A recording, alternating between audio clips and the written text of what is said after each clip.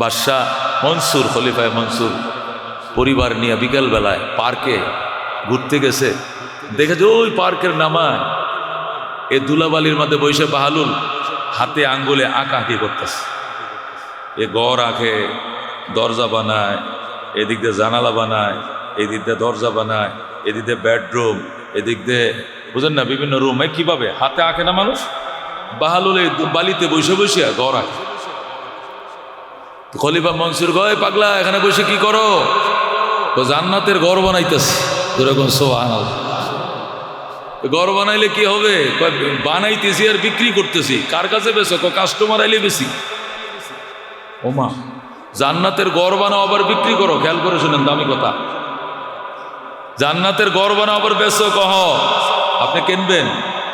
মনসুর গহ পাগলে জান্নাতের ঘর বানা, আমার খায়া খাম নাই, তোমার ঘর কিনবো আমি। বাহালুল কয় তোমার ওয়াইফে কিনবো কিনা জিগাও। তো খলিফায় মনসুরের স্ত্রী কত করে বেচতেছেন ঘর? জান্নাতের ঘর। কয় এক আনা। কয় আনা? এক আনা। বাহালুলের জীবনীতে আল্লাহু আকবার, আল্লামা ফরিদউদ্দিন আত্মার রহমত তারকে তাজকিরাতুল আউলিয়াতে লেখে, বাহালুলের বউ কয় কত টাকা কত আজে বাজে খরচ করি আমরা। ফাস্টফুড খাইয়া চটপটি খাইয়া পার্কে বিকালে কত পয়সা নষ্ট করি। এক আনাই তুই কইছে, ঘর একটা কিনে ফেলাম। এই বাহালুল পাগল, একটা জান্নাতের ঘর আমারে দাও। কয় এক আনা দাও। এক আনা দিছে। কয় যাও তোমার জান্নাতের ঘর দিলাম। সুবহানাল্লাহ। পরে কয় মনসুর তুই নিবি না ঘর? ভাই পাগলে কত কিনা, তুই আবার জান্নাত পাইবি কই, বেচবি কেমনে? ও আর কিনা না। তো বিকালে ঘোরাফেরা শেষ, বাহালুল তার জায়গায় সে গেছে। খলিফা মনসুর তার স্ত্রী সহ বাসভবনে চলে গেছে। রাত্রে ঘুমাইছে। ঘুমের মধ্যে খলিফায় মনসুর স্বপ্ন দেখে হাসরের ময়দান কায়েম হয়ে গেছে। বিচার টিচার মনে হয় যেন শেষ। আল্লাহ তাআলা জান্নাতের ঘর দেওয়া শুরু করছে। হঠাৎ ডাক আইছে মনসুরের স্ত্রীর নামে ডাক আইছে, ওই মনসুরের স্ত্রী, ওই যে তোমার জান্নাতের ঘর, তুমি বুঝে লয়ে যাও। আল্লাহু আকবার। এখন স্ত্রী তো স্বামী থুয়ে যাওয়ার রওনা করছে, টান দিয়ে ধরছে, আমার থুয়ে কই যাও? আমার ডাক আইছে আমি যাবো না, তোমার ডাক আসলে তুমি যাইবে, নাহলে এখানে পড়ে থাকবে। থামো। স্ত্রীর টান দিয়ে বলছে থামো থামো, বলতে ঘুম ভেঙে গেছে। ঘুম ভাঙ্গার পরে কয় কি যে দেখলাম স্বপ্নে। কয় কি দেখছি? আমি দেখছি তুমি জান্নাত পেয়ে গেছো, তোমার ঘর দেখানো হচ্ছে। এটা মনসুরের স্ত্রীর জান্নাত। আল্লাহু আকবার। আমারটা তো দেখলাম না, তোমারটা দেখলাম। তুমি জীবনে এমন কি নেক আমল করছো যে তোমার জান্নাত শুদ্ধ আল্লাহ দেখায় দিছে? না, এমন কোনো নেক আমল তো আমি জীবনে করি নাই। আমি জান্নাত দেখলাম, ব্যাপারটা তো বুঝলাম না। তুমি পাও নাই? আমি তো পাই না। ও মনে পড়ছে, গতকালকে পাগলে যে বেহেশত বিক্রি করছিল, এক আনা দিয়ে কিনছিলাম, ওইটাই কিনা আল্লাহ জানে। আল্লাহু আকবার। মনসুর হইতেও তো পারে। পাগল কোন ধরনের পাগল কে জানে। পরের দিন বিকালে আবার গেছে। তাহলে এক আনাই তো, তুমি একটা যেহেতু কিনছো তা আমি একটা কিনবি। পরের দিন গেছে, যায় কয় মনসুর, হ্যাঁ বাহালুল পাগল করো কি? গয়ে বেহেশতে ঘর বানাইতেছি আর বিক্রি করতেছি। কত করে? কে কিনবে? আমি। তুমি যে এলাকার প্রেসিডেন্ট, বাদশাহ, তার রাজত্বের অর্ধেকটা লেখা দিলে তোমাকে দেওয়া হবে, এছাড়া দেওয়া হবে না। গতকালকে আমার ওয়াইফরে দিছো আনা দিয়া। এই গতকালকে আমার ওয়াইফরে দিছো কত দিয়া? এক আনা দিয়া। আজকে আমার কাছে আবার অর্ধেক রাজত্ব চাও কেন? তো তোমার ওয়াইফ তো না দেখে জান্নাত বিশ্বাস করছে, এই জন্য সস্তায় পায়ে গেছে। আর তুমি এই রাত্রে স্বপ্ন দেখিয়া পরে তোমার ইয়াকিন হয়েছে, এখন আইছো, এখন সস্তায় দেওয়া হবে না, তোমার রাজত্ব অর্ধেক লেখা দিতে হবে। আল্লাহু আকবার। পরে আর মনসুর আর কিনতে পারে না, সুযোগ। এটা কি? এই কথা বলার উদ্দেশ্য হলো এই, বাহালুল আমিল বুজুর্গ ছিল, কথাবার্তা মাঝে মাঝে একটু উল্টাপাল্টা বলে ফেলতো, আরেক জগতে চলে যাইতো, তো নিজেকে হারিয়ে ফেলতো, উল্টাপাল্টা বলতো, ঠিক আছে, কিন্তু ফি নফসিহি তিনি বুজুর্গ ছিলেন। তো মনসুর এই ঘটনাগুলো দেখার পর মনসুরের বিশ্বাস বাহালুলের প্রতি বেড়ে গেল। আরেকদিন কয়, বস জান্নাত তো বেচলেন না, আজকে আপনারা দাওয়াত দিতে আসি। কই? আমার বাসভবনে শাহী বিছানায় বসাইয়া, শাহী দস্তরখান ফাইতিয়া, শাহী খানার আয়োজন করবো আপনার জন্য। আমার মন চাইছিল আপনার একদম একটু আদু আইতাম, একটু খাওয়াইতাম। বাহালুল কয় আচ্ছা জামনে যা। আমি তো রাজা বাদশার দরবারে যাই না রে, তুই পাগল ডেলি ঘুরোস, যা একদিন যাবো। কবে? একদিন। একদিন কইতে কইতে বছর ঘুরছে, পর আরেকদিন কইছে আজকে যাবো। তো গেইটে গেছে, যায় তো শাহী সিংহাসন তো অনেক উপরে, অনেক তালা উপরে উঠতে হয়। বাহালুল এত সিঁড়ি ভাইয়া, এক মুঠ খাওয়ার জন্য বাহালুল যায় না। আল্লাহু আকবার। তখন তো লিফট টিপ ছিল না বাজান, লিফট টিপ নেই, সিঁড়ি ভাইয়া 6 তলা উঠবো, তোর এক মুঠ খাওয়ার লেগিয়া। বাহালুল এই দুনিয়ার খাওয়ার পাগল নয়, বাহালুল রবের থেকে আইনে আইনে, আসমান থেকে আইনে খায়, যায় খায় না। আল্লাহু আকবার। আসমান থেকে নিয়ে খায়, আসমানে উঠে খায় না বাহালুল। আর তোর 6 তলা বামু বেড়া, আমি লিফট কই? কই লিফট তো হবে না। তো গেলাম, স্যার বসে, যেভাবে হোক আপনার উপরে উঠাম। তখন এই বড় তক্তার সার কিনারে রশি লাগাইয়া ছাদের উপর দিয়া প্রেসিডেন্ট গার্ডওয়ালারা টাইনে যখন উপরে উঠাইলো, ধরে দিতে না আত্মল লেখে খায় যায় বসছে বিছানায়। ছাদে উঠাইয়া পরে আবার অনেক প্যান্ডেল করছে, স্টেজ করছে, কত কিসিমের খাবার শাহী সিংহাসনে বসাইছে। বসায় হজরত খাবার তো দিতাম, দে খাবার খাম। খানা দেওয়ার আগে একটা প্রশ্ন আপনার কাছে, আপনি সাদা সিধা মানুষ, মাটি সাটিতে বসে থাকেন, আল্লাহর দরবারে এত উচ্চ মর্যাদা আপনি কেমনে লাভ করলেন? ওই বেটা, মর্যাদা কি মানুষ লাভ করে না উনি লাভ করা? আল্লাহ, এত উপরে আপনি কেমনে উঠলেন? ওরে আহমদ, আমি তোর বিল্ডিংয়ে আমি যেমনে উঠছি, আমার মাওলায় আমার এইভাবেটাই নিয়ে উঠাইছে। আল্লাহ, তুই যেরকম 6 তলা আমাকে রশিদে টাইনে উঠাইছ, আল্লাহ আমার তার আসমানে নিজেই টাইনে উঠাইছে, আমি উঠি নাই। আল্লাহ আকবার। ওমা তৌফিকি ইল্লা বিল্লাহ। এই জন্য বন্দা, এই কথা সবসময় আমাদেরকে মানতে হবে, জানতে হবে, বিশ্বাস করতে হবে। নেক আমল তো আমরা করি না, রব গোলামকে দিয়ে করায় করায়। কথা কোন ঠিক কিনা? নেক আমলকে আমরা করি না, আল্লাহ করায়। আল্লাহ কর। খুতবা দুরূদ শরীফের পর আপনাদের সামনে ছোট্ট করে একখানা আয়াতে কারিমা তেলাওয়াত করেছি। বড় বড় প্যান্ডেলগুলোতে আমরা বয়ান করি, আজকে প্যান্ডেল হলো না। আল্লাহর ঘরের প্যান্ডেল, এটা মহাপবিত্র প্যান্ডেল। কথা কোন ঠিক কিনা? একদম আল্লাহর ঘর। আল্লাহ রসুল বলেন, ক্বালা রাসূলুল্লাহি সাল্লাল্লাহু আলাইহি ওয়াসাল্লাম, খায়রুল আমাকিনে মাসাজিদুহা ওয়া শাররুল আমাকিনে আসওয়াকুহা। নবী বলেন, পৃথিবীর শ্রেষ্ঠ জায়গা মসজিদ, আর পৃথিবীর নিকৃষ্ট জায়গা বাজার। নিকৃষ্ট জায়গা কি আর শ্রেষ্ঠ জায়গা কি? একদম শ্রেষ্ঠ জায়গার মধ্যে প্যান্ডেল হয়েছে, এখানে বসছি, খুশি না বেজার? আলহামদুলিল্লাহ। অন্যদিন এখনো রিজিক নিয়ে দৌড়াইতাম, অন্যদিন এখনো পর্যন্ত ভ্যান চালাইতাম, অটো চালাইতাম, এখনো পর্যন্ত মেশিন চালাইতাম।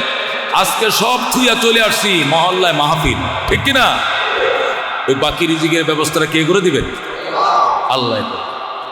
আল্লাহ তাআলার থেকে নেওয়া শিখতে হবে, আল্লাহ তাআলার থেকে নেওয়া শিখতে হবে, চাইতে হবে। অসুস্থ হইলে শুধু ডাক্তার উপরে নির্ভর করবেন না। 2 হাত তুললে একটু মালিকের কাছে কান্দের, মালিক ওষুধ তো উসিলা মাত্র, তুমি বিনা ওষুধ সুস্থ করতে পারো। ওষুধ আমি খামো, পয়গাম্বর খেয়েছেন, এটা সুন্নাত, কিন্তু আমার বিশ্বাস ওষুধের উপর না, বিশ্বাস তোমার উপর। কথা কোন ঠিক কিনা? কার উপরে থাকবে ভরসা? আল্লাহ বলে, ওমা মিন দাব্বাতিন ফিল আরদে ইল্লা আলাল্লাহি রিজকুহা। এমন কোন দাব্বা, এমন কোন প্রাণী নাই এই জমিনের উপরে যার রিজিকের দায়িত্ব আল্লাহর কাছে নাই। যেরকম আল্লাহু আকবার। তার মানে সকল সৃষ্টি রিজিকের দায়িত্ব কার? একমাত্র কার? আল্লাহ বলেন, ইয়ালামু মুস্তাকাররাহা ওয়া মুস্তাওদাহা। আল্লাহ জানেন এই জমিনে কতদিন থাকবা, আর জমিনের নিচে যায় কতদিন থাকবা। যতদিন এই দেশে থাকবা, এতদিনের রিজিকের ব্যবস্থা তোমার জন্য আল্লাহ করবেন। যতদিন মাটির নিচে থাকবা, তখনকার ব্যবস্থাও তিনি করবে। তুমি যদি বলো আমার রিজিকের ব্যবস্থা আমি করি, তাহলে মাটির নিচে ব্যবস্থাটা কে করবে? ওখানে তো ধান ক্ষেত নাই, ওখানে তো অটো চালাইতে পারবা না, ওখানে তো গার্মেন্টস ফ্যাক্টরি নেই। আল্লাহ বলেন, ইয়ালামু মুস্তাকাররাহা ওয়া মুস্তাওদাহা।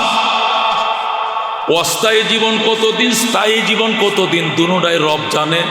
অস্থায়ী জীবনের খোরাকি কতটুক লাগবে এইটাও জানে, স্থায়ী জীবনের খোরাকি কতটুক লাগবে এইটাও জানে। এই ব্যবস্থাও যার, ওই ব্যবস্থাও তার, তোমার টেনশন নাই। তাহলে রিজিকের মালিক কে? এই জন্য আল্লাহর উপরে রাগ করিয়া, ভাগ্যের উপরে রাগ করিয়া রিজিক তালাশ করার ক্ষেত্রে হারামে হাত দিও না। হারামে হাত দিও না মুসলমান। যে হারাম না কামাইলে, হারাম পথে না গেলে পয়সা লওয়া যেত না। কখনোই কাজটা করবা। ইবাদত কবুল হওয়ার জন্য পূর্ব শর্ত হলো হালাল রিজিক। বলেন কি রিজিক? হালাল রিজিক। হালাল রিজিক ছাড়া এবাদতের মজা পাইতা না, এবাদতের স্বাদ পাইতা না। ফজর পড়লে জোহর নাই, জোহর পড়লে আসর নাই, আসর পড়ছে মাগরিবের আকর্ষণ নাই, কারণ খাবারের ভিতরে হালালের কোনো বালাই নাই। এটা দরবে ছেড়ে দিবে, দরবে ছেড়ে দিবে। এটা লুজ কালেকশন হয়ে যাবে এবাদতের উপরে। লুজ কালেকশন কেন হবে? এবাদতের স্বাদ পাইতেছে না, কারণটা কি? খাবারের মধ্যে হালাল রিজিকের বাস বিচার নাই। যা পাইবা তাই খাইবা, যেখান থেকে পাইবা সেখান থেকে নিবা। যা পাইবা পকেটে ঢুকাইবা, মস্তানি বাতাও ঢুকাইবা, রাজনৈতিক বাতাও ঢুকাইবা, প্রভাব আর আধিপত্য বিস্তার করবা, চুরি চিন্তাই করে খাইবা, সুদও খাইবা, ঘুষও খাইবা, যা পাইবা খাইবা। এই খাওয়া খায়া কোনোদিন মাওলারে পাওয়া যাবে না। কত ঠিক কিনা? আল্লাহ বলেন ইয়া আইয়ুহাল্লাযীনা আমানু কুলু মিম্মা ফিল আরদি হালালান তাইয়্যিবা। আল্লাহ বলেন হে বিশ্বাসীরা, কুলু মিম্মা ফিল আরদি হালালান তাইয়্যিবা, ভক্ষণ করো, খাও, জমিনের মধ্যে যা আছে খুঁজে খুঁজে খাও। শর্ত হলো সেটা হালাল হতে হবে, পবিত্র হতে হবে। কয়টা জিনিস লাগবে? একটা হালাল আর একটা কি? পবিত্র। দুইটা জিনিস খুঁজে খুঁজে তুমি খাও। আল্লাহ নবী বলেন ইন্নাল্লাহা তাইয়্যিবুন। এসে বসো, চলাচল করবে না, আর চা পানি কোনো কিছু লাগবে না, চুপ করে বসে থাকো। আল্লাহর হাবিব বলেন ক্বালা রাসূলুল্লাহি সাল্লাল্লাহু আলাইহি ওয়াসাল্লাম ইন্নাল্লাহা তাইয়্যিবুন লা ইয়াকবালু ইল্লা তাইয়্যিবা। নবী বলেন আল্লাহ পবিত্র, আল্লাহ পবিত্র ছাড়া আর কোনো কিছু কবুল করে না। আল্লাহ কি? আল্লাহ পবিত্র ছাড়া আর অন্য কোনো কিছু কবুল করে না। নবী বলেন ক্বালা রাসূলুল্লাহি সাল্লাল্লাহু আলাইহি ওয়াসাল্লাম, রাহমাতুল লিল আলামিন বলেন মানিস্তারা সাউবান, মানিস্তারা সাউবান বিআশরাতি দারাহিমা ওয়া দিরহামুন ফীহি মিন হারাম। রাহমাতুল লিল আলামিন বলেন যে ব্যক্তি একটা কাপড় কিনলো 10 টাকা দিয়া, যদি 10 টাকার মধ্যে একটা টাকা হারাম থাকে, এই কাপড় পরে যতদিন ইবাদত করবা, কোনো ইবাদত আল্লাহর দরবারে কবুল হবে না। আমরা তো মনে করি কি, এই আজকে সুদের টাকা পাইছি 5,000, একটা লুঙ্গি মায়ের বাবার লাগে একটা লুঙ্গি কিন, মায়ের লাগে একটা শাড়ি কিন, আর আমার এই জায়নামাজ শাশির একটা জায়নামাজ কিন, একটা নতুন টুপি কিন। মসজিদ ধর্ম এবার, কারণ লাভ বেড়ে গেছে। গত মাসে 10,000 লাগাইছি, এই মাসে 13,000 পাইছি, 3,000 লাভ। 3,000 টাকার বাজার জায়গায় করে লাইছি। বাপের নামাজও খাইছে, মাঠটাও খাইছে, নিজেরটা ধ্বংস হয়েছে। কথা ঠিক কিনা? মানিস্তারা সাউবান, যে ব্যক্তি কাপড় কিনলো বিআশরাতি দারাহিমা 10 টাকা দিয়া, ওয়া দিরহামুন ফীহি মিন হারাম, একটা টাকা যদি এখানে হারাম থাকে, যতদিন এই কাপড়টার উপরে সে থাকবে, ইবাদত করবে, কোনো ইবাদত আল্লাহ কবুল করবে না। আজান, এই জন্য কি লাগবে? হালাল ইনকাম লাগবে, এছাড়া উপায় নাই। ক্বালা রাসূলুল্লাহি সাল্লাল্লাহু আলাইহি ওয়াসাল্লাম আখলিস দীনাকা ইয়াকফিকাল আমালুল কালিল, তোমার ঈমানকে খাঁটি করো, অল্প আমলেই নাজাতের জন্য যথেষ্ট হইবে। এই বেজাল মুক্ত করো ঈমানকে। ঈমানের মাঝে সুদ ঢুকায় না, আমলের মাঝে ঘুষ ঢুকায় না, চাঁদা ঢুকায় না, মস্তানি বাতা ঢুকায় না। যা এনেছিলা, যা কামাই করেছো, খুঁজে খুঁজে দিয়া দাও যদি বাঁচতে চাও হাসরের ময়দানে। কথা ঠিক কিনা? কত মানুষের দোকানে শাটারে তাল লাগছে, কত মানুষ ব্যবসায় বিতাড়িত হয়েছে, এলাকা ছেড়ে অন্য এলাকা চলে গেছে জুলুম আর নির্যাতনের কারণে। এখন কই গেছে তোমার পাওয়ার? পাওয়ার সব আমার আল্লাহ। তোমার পাওয়ার আইজ আছে, কালকে নাই, তুমি ভিক্ষুক এখন। কথা ঠিক কিনা? এই জন্য এবাদতের ক্ষেত্রে খবরদার কোনো এবাদত কবুল হবে না হারাম খাওয়ায়, হারাম চিন্তায়, হারাম ইনকাম। হালাল এমন একটা জিনিস, হালাল এমন একটা জিনিস, সে মুসলমান ঝকঝক এবাদত তোমার চোখের সামনে তুলে ধরবে। তোমার এবাদত যে কবুল হচ্ছে তুমি নিজেই বুঝতে পারবা, আল্লাহ তোমার এবাদত গ্রহণ করছেন। তুমি নিজেই বুঝতে পারবা। আমাদের দারুল উলুম দেওবন্দ মাদ্রাসা ইন্ডিয়াতে, ইউপিতে, উত্তরপ্রদেশে।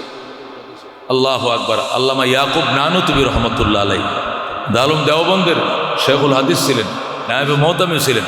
উনি নিজে ঘটনা লিখতেছেন, আমাদের দারুল উলুম দেওবন্দ মাদ্রাসার পাশে এক সনের ঘর ছিল, কুরের ঘর ছিল, এক বুড়া মানুষ এখানে বাস করত। ওনার নাম শাহজি আবদুল্লাহ। কি নাম? শাহজি আবদুল্লাহ। উনি দেওবন্দ মাদ্রাসার পাশেই বাড়ি, তো সনের ঘর, কুরের ঘরে উনি বসবাস করতেন।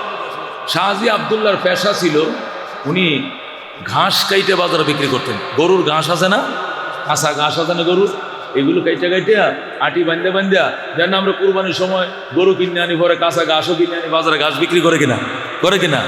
তো ওই দেওবন্দের মধ্যে ওই ঘাস বিক্রি হতো। উনি গরুর ঘাস আটি বেঁধে বেঁধে 4-6টা আটি ডেলি সমপরিমাণ ঘাস ডেলি বিক্রি করতেন। ওনার টার্গেট হলো 6 আনা। কয় আনা? ডেলি তিনি 6 আনার ঘাস বিক্রি করতেন। কয় আনা? 6 আনার ঘাস বিক্রি করে 2 আনার সাথে সাথে মিসকিনকে দান করে দিতেন। আর 2 আনার উনি বাজার করে বাড়িতে নিয়ে যাইতেন, আর 2 আনা জমাইতেন। এই 2 আনা করে জমাইতে জমাইতে জমাইতে 1 বছরে যেটা জমে, ওইটাতে একদিন দেওবন্দ মাদ্রাসার সমস্ত মুহাদ্দিসিনে কেরামকে দাওয়াত করে খাওয়াইতেন। আয়েশা বলতেন, হুজুর আমি তো গরিব মানুষ, ঘাস বেচা খাই, আমি ডেলি 6 আনার ঘাস বেচি, বিক্রি করে 2 আনার সাথে সাথে দান করে দিই, 2 আনা দিয়ে সংসার চালাই, আর 2 আনা জমা করছি, জমা করে আজকে 5 কেজি গোস্ত কিনছি, 2 কেজি মাছ কিনছি, শাক সবজি ভর্তা যা আমি পারছি, গরিব মানুষ, এই টাকা দিয়ে আপনাদের জন্য আয়োজন করছি, আগামী শুক্রবার জুমার নামাজ পড়ে আমার বাড়িতে দাওয়াত। দেওবন্দ মাদ্রাসার উস্তাদরা ওনার দাওয়াত করার জন্য কার আগে কে যাইতো, পাগল হয়ে যাইতো, সুবহানাল্লাহ। অথচ ইউপিতে উত্তরপ্রদেশে বড় লোকরা ও তখনকার জমে দামি দামি গাড়ি পাঠাইতো দেওবন্দের উস্তাদদেরকে খাওয়ানোর জন্য। বড় বড় ব্যবসায়ীরা গাড়ি পাঠাইতো। উস্তাদরা বলতেন, শরীর ভালো না, পেট খারাপ, না না আমার প্রেশার বেশি, আমার আমি যা মানে এই দাওয়াত সবাই খালি কাইটে দিত, এই দাওয়াত খাবো না, ওই দাওয়াতে রুচি নাই। কারণ জানে আয়ের মাঝে, ইনকামের মাঝে হালাল হারাম কি আছে, মিক্সার আছে, কথাও ঠিক না। কিন্তু শাহজি আবদুল্লাহ দাওয়াত খাওয়ার জন্য শুধু দিন গুনত। ইয়াকুব নানুতুবি বলে, আমি যখন দারুল দেওবন্দ মাদ্রাসার মিটিংয়ে বইতাম, মাঝে মাঝে শিক্ষক মিটিং বসতাম, 65, 66, 68 জন টিচার। তো হুজুরা মাঝে মাঝে জিজ্ঞেস, হুজুর এই শাহজি আবদুল্লাহ কি এবার দাওয়াতটা দিব না নাকি? দাওয়াত তো আপনার মাধ্যমে দেয়, এবার কি ওর সাথে আপনার দেখা হয় না? কয় তো দাওয়াতটা দিব না। অন্য না দাওয়াত দিলে তোমার ফ্যাটও ব্যথা, প্রেশার বেড়ে গেছে, গরু গুস্ত খাই না, জামু না, গাড়ি ভাড়ায় যাও না, শাহজির দাওয়াত খুঁজে এলো, কারণটা কি? হুজুর শাহজির দাওয়াত খাইলে 40 দিন পর্যন্ত ইবাদতে এত মজা ভাই, অন্য খাবার এই মজা আমি পাই না। আল্লাহু আকবার। মুসলমান, শাহজি আবদুল্লাহর দাওয়াত খাওয়ার জন্য হুজুরা ডেট ছায়া থাকতো, কবে দাওয়াতটা দিব। এই গরিবের ঘরে শাহজি করতো কি জানেন? শর্ট বিছাই দিত উড়ানে, ঘরে তো জায়গায় না, ছোট ঘর, 65-68 জন লোকায় বসছে একসাথে। চটা ছিল না আগের দিনের, সালা শর্ট বিছাইয়া দিয়া এরপরে মাটিটা ফেলে, মাটির হানকি দিয়া লাইন করে বইতো। দারুল দেওবন্দ মাদ্রাসার শেখুল হাদিসরা বুখারি পড়ায়, এরা এই ফ্লোরে বৈশা, চটে বৈশা শাহজির দাওয়াত খাইতো। আল্লাহ, কি মনে করছেন মুসলমান? এই জন্য আজকে নামাজ এই যে ওয়াজ শুনতে শুনতে শুক্রবারে হুজুরের গাল মাল ছিঁড়ে যাইতেছে ওয়াজ করতে করতে, আর আমগুর কানে আর ধরে না, কিন্তু কানেকশন তো বাড়ে না, নামাজের মজা তো পাই না, স্বাদ তো পাই না। একটাই মাত্র কারণ, আমাদের ইনকাম হালাল না, ইনকামের মধ্যে ভেজাল। কথা ঠিক না বেটি? হযরত ইমাম শাফি রহমতুল্লাহ আলাইহি 4 মাযহাব। কয় মাযহাব? হানাফি, মালিকি, শাফি, হাম্বলি। কয় মাযহাব? তো শাফি মাযহাবের যে যিনি ইমাম, ওনার নাম কি? ইমাম শাফি রহমতুল্লাহ। ইমাম শাফি রহমতুল্লাহ ছাত্র ছিল ইমাম আহমদ রহমতুল্লাহ। ইমাম শাফি রহমতুল্লাহ একদিন ইমাম আহমদ রে দাওয়াত দিছে, আহমদ রে তুই যে আমার ছাত্র, তুইও তো মাযহাবের ইমাম হয়ে গেছে, 4 মাযহাবের 1 মাযহাব, উস্তাদও 1 মাযহাব, ছাত্রের আর 1 মাযহাব। আবু হানিফা হলো সমস্ত উস্তাদ। আল্লাহু আকবার। আহমদ, সে 30 বছর আগে তুই লেখাপড়া করলি, আর এখন তুই মাযহাবের লেখালেখি নিয়ে তুই ব্যস্ত। উস্তাদরে তো একদিন দেখতে আইলেন, হুজুর সময়ই পাই না, এত ব্যস্ত, লেখালেখি মোতালা ফতুয়া দিয়া এত ব্যস্ত, আসার সময় পাই না। আমি তোরে দাওয়াত দিলাম, উস্তাদের বাড়িতে একদিন দাওয়াত খায়। ইমাম আহমদ ইবনে হাম্বলকে হুজুর আমনে আমার দাওয়াত দেওয়া লাগে, আমি আপনার ছাত্র, আপনি আমার উস্তাদ টিচার। আমি তো লজ্জায় পড়ে গেলাম, হুজুর কবে আইতাম? শুক্রবার আসবি তুই। ইমাম আহমদ ইবনে হাম্বল রহমতুল্লাহ আলাইহি, ঠিক আছে হুজুর আমি আসবো। চিঠি পাঠাইছে, চিঠির উত্তর দিয়ে বলছে আমি এত তারিখ শুক্রবারে আসবো। তখন তোর মোবাইলের জমানা ছিল না। ইমাম আহমদ ইবনে হাম্বল রওনা হয়েছে এক দেশ থেকে আরেক দেশ। ইমাম শাফি রহমতুল্লাহ আলাইহি কত কিসিমের খানা নিজের যোগ্য সন্তানের জন্য করছে, আল্লাহু আকবার। তার কিন্তু ছাত্র, শাফি কিন্তু উস্তাদ। ইমাম আহমদ ইবনে হাম্বল, হাম্বলি মাযহাবের ইমাম আহমদ, উনি ছাত্র। নানান কিসিমের খানা ফিনা করে পাটি টাটি বিছায়, দস্তরখান বিছায়, খাবারটি ডাইকে রাইকে দিছে। আহমদ আসতে দেরি, খাবার দিতে দেরি হবে না, আল্লাহু আকবার। ইমাম শাফি রহমতুল্লাহ আলাইহির খাদেমরা, ছেলেরা, ওনারা খানা পিনার সব ব্যবস্থা করলেন। অজুর পানি বদনা রেডি রাখলেন, যদি অজু করে বাথরুমে যায়। এটি আগের দিনে যে মুরব্বীরা করতো, বদনা রাখতো, বদনা পরে পানি রাখতো, জলছবি বিছায় রাখতো, আসলে কিনা আগের দিনে সব ব্যবস্থা করে রাখছে। ইমাম আহমদ ইবনে হাম্বল রহমতুল্লাহ আলাইহি ইমাম শাফির বাড়িতে গেছে। ইমাম শাফি উস্তাদ হয়ে ছাত্ররে অভ্যর্থনা জানায়, অভ্যর্থনা জানায়, আল্লাহু আকবার। ছাত্র তো ছাত্রের মতো, উস্তাদ এক মাযহাবের ইমাম, ছাত্র আরেক মাযহাবের ইমাম। কি মনে করছেন? কেমন উস্তাদ কেমন ছাত্র, যেমন উস্তাদ তেমন ছাত্র, আল্লাহু আকবার। ইমাম আহমদ ইবনে হাম্বল রহমতুল্লাহ আলাইহি যায় বসছে খানায়, বইসে খাবারের দিকে অনেকটা তাকায় রয়েছে, তাকায়া মুসকে মুসকে হাসে। ইমাম শাফি কই কিরে কি দেখো? হুজুর দেখতেছি যা দেখার, যা দেখার দেখতেছি। খাবারের দিকে তাকে হাসো কেন? হাত ধুয়ে খাও। হুজুর একটু দেখে লই, আল্লাহু আকবার। ডালের দিকে তাকায়, গোশের দিকে তাকায়, মাছের দিকে তাকায়, শাকের দিকে তাকায়, মুসকে মুসকে হাসে। এরপরে হাতটা দিয়েছে, দিয়ে বিসমিল্লাহ ভাই খাওয়া শুরু করছে। ইমাম শাফি রহমতুল্লাহ আলাইহি পাশে বসে রয়েছে, হুজুর আমনেও খান। জোর করে উস্তাদরে বসেছে, ইমাম শাফি বসছে পাশে খাওয়ার জন্য। আহমদ ইবনে হাম্বলও বসছে। ইমাম আহমদ ইবনে হাম্বল যে বাটিতে যা ছিল, উস্তাদ তো যা লোয়ার লইছে, বাকিটি সব মুচ্ছে মাচ্ছে সব খাইলেছে। এখন একটা মেহমান যদি আসে আপনার বাড়িতে, তো মেহমান যে পরিমাণ খাবে এই পরিমাণ তো আয়োজন করে না, আয়োজন তো একটু বেশি করে। যেমন মেহমান খাবে একটা ডিম, কিন্তু আপনি ডিম তো একটা দেন না, কয়টা দেন? দুইটা দিবেন। মেহমান খাবে 4 পিস গুস্ত, আপনি তো 4 পিস দিবেন না, এক বাটি দিবেন, ঠিক কিনা? তো পরিমাণে তো 4 জনের খাবার দেওয়া হয়েছে। ইমাম আহমদ ইবনে হাম্বল মনে করেন একাই, তেমনি সব খাই গেছে।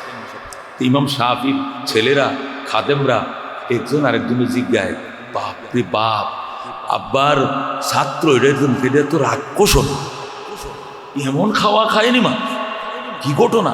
ইমাম শাফি কয় খবরদার, কথা কবি না। মেহমান খাইলেই তো একটা শান্তি, আয়োজন করছি মেহমানের জন্য। মেহমান যদি না খায় তা আয়োজন করে লাভটা কি? খাইলেই তো শান্তি, কথা ঠিক কিনা? অনেক বাড়িওয়ালারা কয় হুজুর আপনার জন্য কিন্তু এই গোস্তুটা আমি সুরাস্তার থেকে যে কাসকি মাছটি আনছি। আমি না কাসকি মাছ পাওয়া যায়, আপনি কইছেন কাসকি মাছ, আমি এই সুরাস্তা আর অর্থ দেয় আনছি। আমি সেলা মাছ আনছি, মোহনগঞ্জের দেশি মাছ, খাইতে হবে কিন্তু। হুজুর দেশি গরুর গোস্ত আনছি, হুজুর এক টুকরা খাই উঠে যাবেন, তাহলে কিন্তু শান্তি হইতো না, ঠিক কিনা?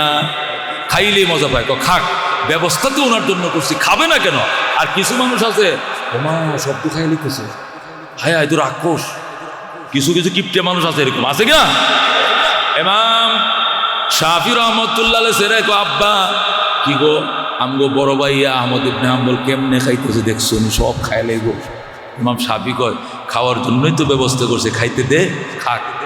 ইমাম আহমদ ইবনে হাম্বল মোটামুটি অনেক খাইলেন, খাওয়া দাওয়ার পরে হাত টাত ধুইয়া বাস। রাত্রিবেলায় ইমাম শাফি রহমতুল্লাহ বলে, শোনো আহমদের জন্য বদনা ভরে পানি রাখবা, জলছবি রাখবা, বালতিতে পানি রাখবা, ওই যে ডিলা কুলুপ রাখবা, আর ওই যে এটা বাথরুমটা দেখায় দিবা। মেহমান তো রাত্রে ওইটা আমগো বাথরুম কোথায়, কোন দিক যাইতে চিনে দেওয়া লাগবে, তো বালতি ভরে পানি রাখবা। তখন তো আর ওই যে কল সিস্টেম আর ঝর্ণা সিস্টেম ছিল না, বুঝুন না, আলগা পানি টিউবওয়েল থেকে নাহলে কুয়াতে উঠে আনিয়া মটকা ভরে রাখতো। বালতি ভরে ইমাম শাফির ছেলেরা ইমাম আহমদ ইবনে হাম্বলের জন্য মটকা ভরে পানি, এরপরে বদনা মাইটে ঠিলা দিয়ে রাখছে, ডিলা কলুপ দিয়ে রাখছে। বাস ইমাম আহমদ ইবনে হাম্বল রহমতুল্লাহ আলাই সকালবেলায় মসজিদে আজান দিতে ঘুম থেকে উঠে, সোজা উনি ঘুম থেকে উঠে না, যেমনি হোক উনি সোজা মসজিদে আগের কাতারে যায় বসছে। ইমাম শাফি আয়সা, আহমদ ঘুম থেকে উঠো, আয়সা থেকে দরজা খোলা, আহমদ নাই, যায় দেখে মসজিদের আগের কাতারে, আল্লাহু আকবার। যা হোক সেখানে নামাজ টামাজ পড়া হলো, ইমাম শাফি নামাজ পড়লো, আহমদ ইবনে হাম্বল নামাজ পড়লো। নামাজ পড়ার পরে উনি ইশরাক পড়ে এরপরে একবারে 9টা বাজে ধরেন উনি বাসায় আসছে। আসার পরে শাফি বলতেছে নাস্তা দাও, তো নাস্তা রেডি হচ্ছে, তো ছেলেরা এসে বলে, আব্বু হুজুর যে ওনার জন্য যে রাত্রে বদনা করে পানি রাখছিল, পানি তো ইউজ করতে দেখি নাই। পানির জায়গায় পানি আছে, বালতির জায়গায় বালতি ভরা পানি, বদনা জায়গা বদনা ভরা, ডিলাগুলোর জায়গাটা জায়গায় কোনো উজুর কোনো জায়গা ভিজছে মনে দেখা যায় না, টয়লেট তো ইউজ করছে এটাও বোঝা যায় না। তো হুজুরি কি উজু করছে না রাত্রে? এটা কেমন কথা? উনি কি তাহাজ্জুদ পড়ছে না? এটা মাযহাবের ইমাম, নিশ্চয় উনি তাহাজ্জুদ পড়ার কথা, তাহাজ্জুদ মিস হওয়ার কথা না। নামাজ তো বললাম জামাতে পড়ছে, তো উনি কি উজু করে নাই সারা রাত? উনি কি উজু অবস্থায় ছিল সারা রাত? ইমাম শাফি আহারে এগুলো মন্তব্য করতে নেই মানুষের ব্যাপারে, চুপ থাক। এখানে অনেক রহস্য থাকতে পারে যেটা তুই বুঝবি না, আল্লাহর কাছে আছে। যেরকম আল্লাহ ইমাম আহমদ ইবনে হাম্বল ইশরাক করে যখন নাস্তা খাইতে বসছে, ইমাম শাফি রহমতুল্লাহ জিজ্ঞাসা করে, বাজান কি খাইলা না খাইলা গত রাত্রে, রুচিসম্মত হয়েছে কিনা? আচ্ছা যা হোক, আচ্ছা বাবা তোমার তোমার এই অবস্থাটা কবে থেকে হয়েছে? মানে কথাটা অস্পষ্টভাবে জিজ্ঞাসা কর, তোমার এই অবস্থাটা কবে থেকে? ইমাম আহমদ ইবনে হাম্বলকে, হুজুর এই অবস্থাটা আপনার বাড়িতে আসার পরেই হয়েছে। সুবহানাল্লাহ। কি প্রশ্ন করছে এটাও স্পষ্ট না, উত্তর কি এটাও স্পষ্ট না। ইমাম শাফি বলে, বুঝে বলে। ইমাম আহমদ ইবনে হাম্বলকে, হুজুর যখন আপনার বাড়িতে আসলাম, দস্তরখানে বসায় দিয়েছেন খাওয়ার জন্য, খানার দিকে যেটার দিকে তাকাই, ডাইলের দিকে তাকাই নূর লাফাইতেছে, আল্লাহু আকবার। গোশতের দিকে তাকাই নূর চমকাইতেছে। এটা পবিত্র কিনাকাটার বাজার, পবিত্র হাতে রান্না, পবিত্র হাতে বাড়া, পবিত্র হাতে পরিবেশন, নূর ঝলঝল করতেছে। চিন্তা করলাম জীবনে তো আর বেশি খাওয়ার অভ্যাস নাই, 3 দিনের খাবার আজকে খামু, এরকম পবিত্র খাবার যতটুকু পারি লোট নিমু, কম নিমু না, প্রয়োজনে পরে 3 দিন উপবাস থাকবো, আজকে বেশি করে খানা খাবো, যেরকম সুবহানাল্লাহ। এই জন্য হয়তো হুজুর আজকে আমার একটু খাওয়াটা বেশি হয়ে গেছে, মনে গেছে নিয়ম। ইমাম শাফি পোলাপান্ডে ইশারা দেয়, কি কইছিলে রাক্ষস, দেখছিস কি বলছে? আল্লাহু আকবার। হ্যাঁ মাশাআল্লাহ। তাহলে তো আমি অনেক শুকরগুজার আল্লাহর দরবারে যে তুমি এই পবিত্র খাবার খেয়ে এত তৃপ্তি পাইছো। হুজুর প্রত্যেকটা বাটির দিকে তাকায় দেখে নূর চমকাইতেছে, পবিত্র খানার মজাই আলাদা, স্বাদে আলাদা। এই জন্য 3 দিনের খাবার আপনার ঘরে একসঙ্গে দেখাইছে। আল্লাহু আকবার। পরে কি হয়েছে? এর কারণেই 2টা লাভ হয়েছে আমার। 1 নম্বর লাভ, আল্লাহ তাআলা আমাদের ইবাদতের স্বাদ মজা বাড়ায় দিছে। আমি সারা রাত ইবাদত করছি, আমার ঘুম আসে নাই, ফলে আমার ওযু ভাঙে নাই। আমি সারা রাত নফল পড়ছি, কিতাব মুতালা করছি, একই ওযু দিয়া তাহাজ্জুদ করছি, এই ওযু দিয়ে ফজর পড়ছি, ইশরাক করছি, এরপরে ঘরে আসছি, নতুন পানিতে ওযু করার প্রয়োজন হয় না। কোনো উত্তর দেয়, ওদের প্রশ্নগুলো ছুটতেছে কিনা? প্রশ্ন মনে আছে তো? বালতির পানি বালতিতেই, বদনার পানি বদনাতেই, ডিলা কলুফের জায়গা ডিলা কলুফ। হুজুর তো ইউজ করলো না, তাহলে নামাজ কি ওযু ছাড়াই পড়ছে নাকি ওযুই ভাঙ্গে নাই? প্রশ্ন ছিল কিনা? উত্তর হইতেছে কিনা? ডাক দেখো আমার উস্তাদে মুহতারাম ইমাম শাফি, আপনার ঘরের খানা খায় আল্লাহ আমার দিলের নূর এত বাড়ায় দিয়েছে। আমি একটা আয়াতের তর্জমা, কোরআনের একটা আয়াতের ব্যাখ্যা বুঝতেছিলাম না। এই জীবনে বহু চেষ্টা করছি যে বুঝি না। আজকে রাত্রে আপনার ঘরে খানা খায় যখন একটু কাত হইলাম, সাথে সাথে ওই আয়াতটা আমার মনে হয়ে গেছে, একটা আয়াত থেকে আমি আজকে রাত্রে 100টা মাসলা বের করেছি। এক আয়াত থেকে 100টা মাসলা, মাযহাবের ইমামরা তো কোরআন হাদিস থেকে মাসলা বের করে, বুঝেন না? একটা আয়াত থেকে আমি 100টা মাসলা ইস্তেমবাদ করেছি আপনার ঘরের খাবারের নূর পায়া। যেরকম আল্লাহু আকবার। ও বন্ধু, এই জন্য হালাল রিজিক ছাড়া কোনো উপায় নেই।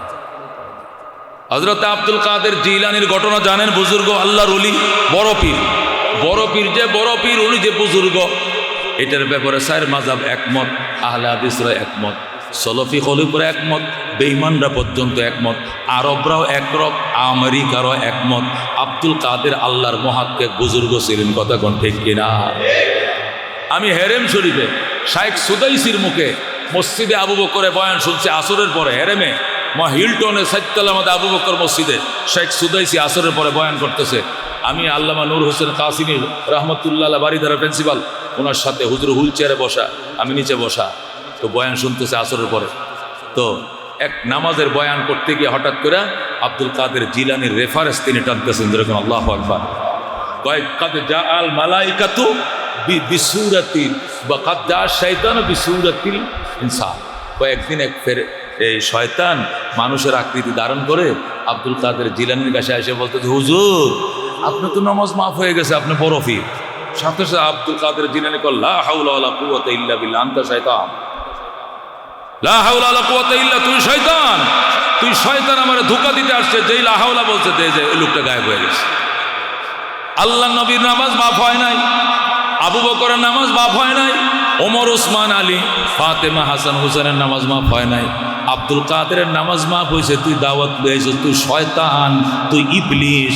আব্দুল কাদের জিলানের সাথে সাথে পাথর মারা শুরু করছে, আল্লাহু আকবার, সাথে সাথে সে গায়েব হয়ে যায়।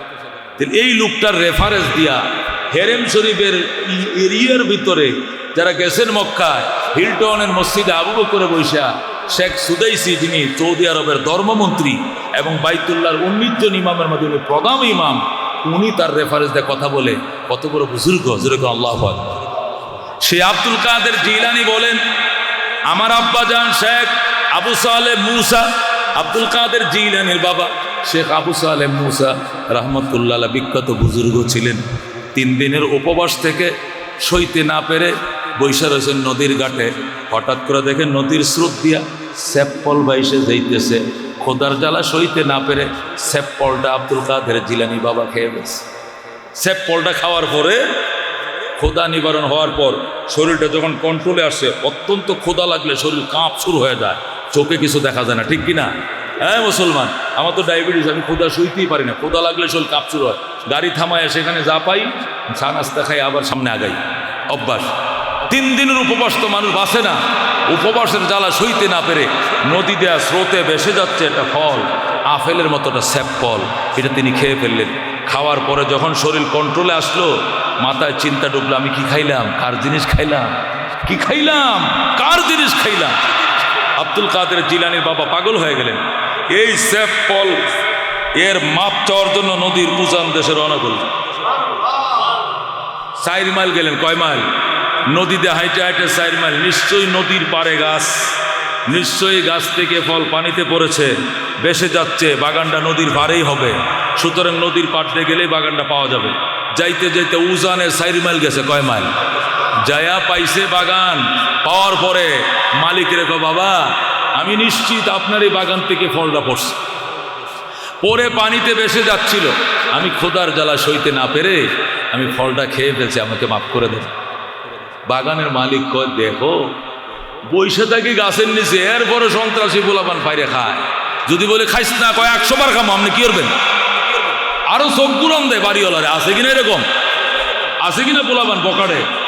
বড়ই গাছতে বড়ই ফাইরে কয়, একটু নুন দিবেন চাষি। চাষি বা হারাম দাদা, আমার গাছের বড়ই খাই, আমার কাছে আবার নুন খুঁজস। আছে কিনা? আছে কিনা? বড়ই কই পাইছস? পানছি এক জায়গাতে। কোন জায়গাতে আনছো? এই গাছ, এটা আমগুর, আমগো গাছের বড়ই খাই, আবার নুন খুঁজস, জাঁটাতে দিছে দৌড়ান। আছে কিনা নাম চাষি? ও মুসলমান, আব্দুল কাদের জিলানী রহমতুল্লাহ আলাইহির নানা শেখ আব্দুল্লাহ, শেখ কি আব্দুল্লাহ, উনি বলতেছে, আমার গাছের ফল এমনিতেই পড়ছে পানিতে, এমনি বেসে যাচ্ছে, কত ফল ভরে, কত পানিতে ফসে, বাইশা যায়, কই যায়, কবরও জাগে, কত মানুষ কইয়া খায় না কইয়া খায়, জীবনে শুনলাম না কেউ এসে মাপ চাইতে। আর এই পাগল কোন পাগল? সেই বাইটেল দেশে 4 মাইল বাইটেলে বসে একটা সেপ খাইছে, নিশ্চিত না এটা আমার গাছের, সে নিশ্চিত মনে করে আমার কাছে মাপ চাইতে আইছে। এই কাস্টমার তো হাতছাড়া করা যায় না, এই কাস্টমার হাতছাড়া করা যাবে না, এটা আটকাইতে হবে। আমার একটা মাইয়া আছে, আল্লাহু আকবার, আমার দিনদার মেয়েটার জন্য এই ছেলেকে উপযুক্ত করে গড়ে তুলতে হবে। এরপরে শেখ আব্দুল্লাহ বলে, বাবা আমার গাছের ফল পানি দেবাই সে যাইব, পৌঁছবো, যায় অজ্ঞা, তুমি খাইবা কিয়া? তুমি খাইবা কেন? তো অত বড় সাহস তোমার কে দিল? পানিতে আমার ফলটা তুমি উড়ায় খাইলে যে, এটা কোনো মাপ নাই। এখন তো বেচারা একবারে ভাঙ্গে বসে, হজরত আমি মাফের জন্য আইসি, আমি যদি কোথায় কোন তৈলে মাপ চাই লাভ কি? খাবা কেন? জানো মিয়া, আমরা এমন বংশের মানুষ, আমাদের হক যদি কেউ মাইরে খায়, এই ইহজাহানে আমরা মাফ করি না, সব পরজাহানের জন্য রাখিয়ে দিই। সুতরাং এই সেফের দাবি আসরের ময়দানে তোমার তুমি আদায় করবো, দাঁড় করায়। কত বড় সাহস তুমি আমার সেফ কল তুমি খাইবা? কো বাবা আমি তো ফাইরে খাইছি না, এটি এমনি বাইশে যাইতেছিল, আমি না খাইলে তো অন্য কাক পাকালি হলে খাইতো, নাহলে পানিতে পুচ্ছে যাইতো, তো দুষ্টা কি ওইটাই দূর, আমার জিনিস পৌঁছবো, তোমার সমস্যা কি, তুমি খাইলে কেন? ও মুসলমান, একে বলে আল্লাহর ওলি। আব্দুল কাদের জিলানী বাবা পেরেশান হয়ে গেল, বাবা আমি অপরাধই করছি, আমি পানির থেকে ফলটা ওটা অপরাধ করছি বাবা, এর জন্য আমি করজোর ক্ষমা প্রার্থী, আমার মাফ করে দাও। কখনো মাফ হবে না, প্রয়োজনে আমার শাস্তি দাও, শাস্তি মেনে নিতে রাজি আছি, তবু গো সেবের দাবি নিয়ে কবরে যাইতে রাজি না। হकीकत में वही कामिल शिकस्ता दिल जिसे हासिल बहुत तालिब खुदा मिलता शिकस्ता दिल नहीं मिलता। ও বন্ধু, ভাঙ্গা অন্তরওয়ালা মানুষ পাওয়া কঠিন, আল্লাহর ওলি বহু পাওয়া যায়, কান্দুন্যা লোক পাওয়া যায় না, ভাঙ্গা হৃদয়ওয়ালা মানুষ পাওয়া যায় না। কথা ঠিক কিনা? हकीकत चुप नहीं सकती बनावट की उसूलों से कि खुशबू आ नहीं सकते कभी कागज के फूलों से। আব্দুল কাদের জিলানী রহমতুল্লাহ বাবা কো, বাবা প্রয়োজনে আমার শাস্তি প্রয়োগ করেন, আমি শাস্তি পাইতে রাজি আছি, তবু এই সেফ ফলের দাবি লিয়ে কবরে যাইতে পারবো না। কহ এইটা যদি করো তাহলে দেখা যাইতে পারে, তো করেন ব্যবস্থা। ওই বাড়িওয়ালা বাগানওয়ালা 10 বছর আমার ছাগল চড়াইবা, 10 বছর আমার গোলামি করবা, 10টা বছর বিনা বেতনে আমার বাড়িতে থাকবা, ডাইল ভাত মিললে খাইবা, নতুবা উপবাস থাকবা, বিনা বেতনে স্বেচ্ছায় সশ্রম কারাদণ্ড 10 বছর। 10 বছরের সশ্রম কারাদণ্ড দেওয়ার পর যদি আমার মন চায় তাহলে তোমাকে মাফ করতে পারি, নতুবা অতিরিক্ত আবার নতুন ডিউটি আসতেও পারে। আব্দুল কাদের জিলানীর বাবাকে, হুজুর আমি 10 বছর গোলামি করতে রাজি আছি, তবু গো দাবি নিয়ে হাসরের ময়দানে দাঁড়াইতে রাজি না। কত আমল জীবনে করছো, এই যে মানুষের হক মারতেছো, এই দোকানে সাদা, এই দোকানে সাদা, ছাদা না দিলে সাড়ারে তালা লাগা, সিলগালা ঘুরেলা ভাইঙ্গালা হারায় দে, এলাকায় থাকতে দিব না। বাজান এত গরম শরীরে, এত গরম শরীরে, এই গরম থাকবে না, এমন দিন আসবে কুরিয়ানি কম্বল গাও দিবা, তবু কয়ে কাশবা, ঠিক কিনা? বুড়ি বলবে, ও বুড়িয়া এখন কা কাশো, কম্বলটা বিদেশ তুনা নাইছি, কম্বল দিলে কি হবে, রক্ত তো গরম হয় না, রক্ত তো কি হয় না। আল্লাহ কো সুম্মা তাকুনু শুয়ুখা, ও যুবক তোমার একদিন বুড়া বানাবো, এমন বুড়া বানাবো 10 মিনিটের আগের কথা 10 মিনিট পরে তোমার মনে থাকবে না, ঠিক কিনা? কথা কোন ঠিক কিনা? বন্ধু আব্দুল কাদের জিলানীর বাবা 10 বছর পরিশ্রম করছেন, সশ্রম কারাদণ্ড, পাইলে খাইছে নাইলে উবাস, পরিশ্রম 10 বছর করার পর বলতেছে, হুজুর এবার আমার ছেড়ে দিন, আমি যাই, আমার বিয়ের বয়স যাইতেছে, আমি দেশে যাই, বাবা মার কাছে যাই, একটা নেককার মেয়ে আমি খুঁজতেছি, বিয়ে করি, গরিব মানুষ, যাইতে দেন। কয় না, তোমার সাথে কথা এই ছিল না, কথা ছিল 10 বছর পরিশ্রম করার পরে যদি আমি সন্তুষ্ট হয়ে যেতে, আমি তো সন্তুষ্ট হই না, এখন আরো অতিরিক্ত ডিউটি করতে হবে। আর কি অতিরিক্ত? তুমি যে অপরাধ করছো, আমার স্যাপল খাইছো, এই জন্য এই 10 বছরের কারাদণ্ড যথেষ্ট না, আরো কাজ আছে। কয়টি কাজ?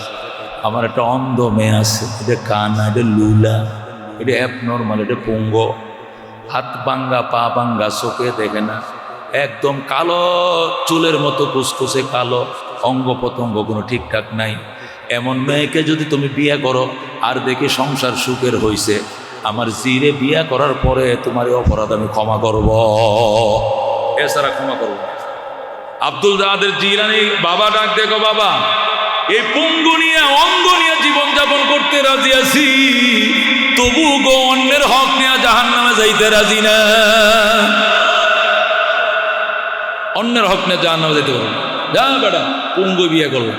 তবে বাবা আপনার মেয়ে বিয়ে করার মতো সাংগাস্তা সামর্থ্য আমার নাই, সোনা গয়না দিতে পারবো না, শাড়ি গয়না দিতে পারবো না, ওই আব্দুল্লাহ শেখ আব্দুল্লাহকে সমস্ত খরচ আমি বহন করব। বাগানের মালিক আব্দুল কাদের জিলানীর বাবা শেখ আবু সালের নিয়ে বাজারে গিয়া সব জুতা মোজা পায়জামা পাঞ্জাবি টুপি কিনা দিছে, জিয়ের বাজারে করছে, জামাইয়ের বাজারে করছে, ওইরা এক মসজিদে আগদ দিছে। পুরা ইরাকের যত আল্লাহর ওলিরা ছিল সব ওই আগদ অনুষ্ঠানের মধ্যে শরীক হয়েছে। আল্লাহ বিয়া টিয়া পড়ায়, যাও বাবা ওই যে রুমটা, এই রুমে আমার জি আছে, উম্মুল খায়ের ফাতেমা। যেরকম আল্লাহু আকবার। বাবারে তোরা কোন বংশের রে বাবা? তা আমি হযরত হুসাইন রাদিয়াল্লাহু তাআলা আনহুর বংশের, আমি শেখ আবু সালেহ মুসা, আমি কুরাইশের। কই মনে করিস না আমরা কম, আমরা হযরতে হাসানের বংশের। যেরকম আল্লাহু আকবার। একজন হুসাইনের বংশের, আরেকজন হাসানের বংশের। আব্দুল কাদের জিলানী বাবার থেকেও কুরাইশ, মায়ের দিক থেকেও কুরাইশ, দুনো বংশ এসে কুরাইশের নবীর বংশের সাথে মিলে গেছে। সেই বংশের থেকে বড় পীর এমনে না। কুলুবুল আরিফিনা লাহা উয়ুনুন তারা মালা ইয়ারাউনান নাজিরুনা। হযরত আব্দুল কাদের জিলানীর বাবা গেছে ঘরের ভিতরে যায়া দেখে এত সুন্দর নারী, জীবনে এমন সুন্দর নারী দেখে না, এমন সুন্দর মেয়ে। আব্দুল কাদের জিলানীর বাবা কয় আমারে বলছে ওনার মেয়ে কি দেখে না, চোখে দেখে না, হাত পা ঠিকঠাক নাই, কিন্তু যায়া দেখি জান্নাতের হুরের মতো। জোরে কন সুবহানাল্লাহ। বড় বড় চোখ, কোন শরীরের অঙ্গ প্রত্যঙ্গের মধ্যে কোনো খুঁত নাই, নিখুঁত একটা আল্লাহর তৈরি একটা হুরের মতো, জান্নাতি হুরের মতো, বিনা বাতিতে তার আলোয় ঘর আলোকিত হয়ে গেছে। আব্দুল কাদের জিলানীর বাবা ডরে ঘরের তুল বাইরে গেছে। বাইরে কই না আমার ভুলে মনে হয় অন্য মেয়ের ঘরে দিয়ে দিছে। আমার ওয়াইফ না কানা, আমার ওয়াইফ না কালো, আমার ওয়াইফ না পুঙ্গো। যায়া দেখি এই মেয়ের শরীরে কোনো খুঁত নাই, আর ঝকঝক করতেছে, বাত্তি ছাড়া ঘর জ্বলে। আবার এই মেয়ের ঘরে আমার দৌড় দিয়ে আবার বেরিয়ে গেছে। তো লা হাওলা ওয়ালা কুওয়াতা ইল্লা বিল্লাহ, নাউযুবিল্লাহ মিন যালিক। এগুলো কইতেছে বাইরে গেছে। শ্বশুরে কই কি জামাই আয়া বললেন কেন? আমার মেয়ে পছন্দ হয় না। কোন আব্বা ভুলে আরেক ঘরে পাঠাই দিয়েছেন আমাকে। আপনার মেয়ে এই ঘরে না, আপনি যে পঙ্গ মেয়েটার কথা বলছেন সে কোন ঘরে? কই এই ঘরেই তো। কই এইটাই আমার মেয়ে। না না আপনি যেটা বলছেন এটা নয়। আরে বাবা শোন, আমার মেয়ে বলছি চোখে দেখে না, মানে আমার মেয়ে চোখ দিয়ে জীবনে পরপুরুষ কোনোদিন দেখে নাই। আমার মেয়ে হাত অবশ্য এই হাত দিয়ে পরপুরুষ ধরে নাই, এই পা দিয়ে পরপুরুষের দিকে যায় নাই, জীবনে খাস পর্দা করে চলেছে। চন্দ্র সূর্য আমার মেয়েকে দেখছে কিনা সন্দেহ আছে।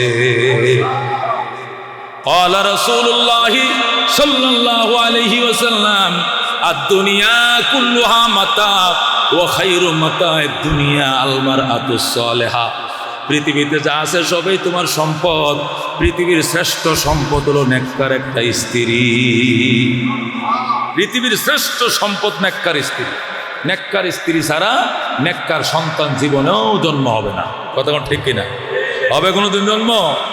যার ও মুসলমান, যে ব্যক্তি দুনিয়াতে কয়েকটা ফ্যাক্টরির মালিক, কয়েকটা গার্মেন্টসের মালিক, শিল্প কারখানার মালিক, অভিজাত ফ্যামিলির সন্তান, মন্ত্রী মিনিস্টার মেয়র অনেক কিছু তার, কিন্তু তার ওয়াইফটা পড়ে নেয় ভালো, সারাদিন অফিস আদালত করে যখন ঘরে আসে, আইসে থেকে বেরিয়ে জানালা দিয়ে আরেক ছেলের সাথে কথা কয়, এই লোকটা পারে না ফাঁস পায়া মইরা জীবনকে ত্যাগ করে দিতে। কথা কোন ঠিক কিনা? এই সম্পদের মাঝে আগুন জ্বালাও, এই সম্পদ তার কাছে 2 পয়সার দাম নাই, তার দিলে শান্তি নাই। সে যায় গৌদুর তাবিজ দেন, নতুবা অনুমতি দেন বিষ খায়ে মরবো, এই নারীর সাথে আর পারি না পারি না পারি না। কথা ঠিক কিনা? আর যদি একটা নেককার স্ত্রী তোমার মিলে তাহাজ্জুদ গুজার, নামাজ পড়ে, পর্দা করে, এক বেলা খায় আর এক বেলা উপবাসে যদি থাকো, দুনিয়ার জীবন জান্নাতের জীবন, স্বর্গীয় জীবন। এই জন্য পৃথিবীর শ্রেষ্ঠ সম্পদ বলা হয়েছে নেককার স্ত্রীকে। যেরকম আল্লাহু আকবার। নেককার স্ত্রী পৃথিবীর শ্রেষ্ঠ সম্পদ। ও মুসলমান, একটা মেয়ে, তার জন্য ইনকামের দায়িত্ব নেই। কি দায়িত্ব নাই? ইনকাম করবে স্বামী, সেটা পরিবেশন করবে স্ত্রী। কতক্ষণ ঠিক কিনা? ইনকামের দায়িত্ব যেহেতু মেয়ের খাতে নাই, এখন আমাদের মেয়েরা, আমাদের বোনেরা ইনকামের দায়িত্ব নিয়ে নিছে নিজেরা, ইনকাম করে, কিন্তু আল্লাহর পক্ষ থেকে ইনকামের দায়িত্ব তাদেরকে দেওয়া হয় না। ইনকামের দায়িত্ব তাদের পুরুষ স্বামীরা করবে। কতক্ষণ ঠিক কিনা?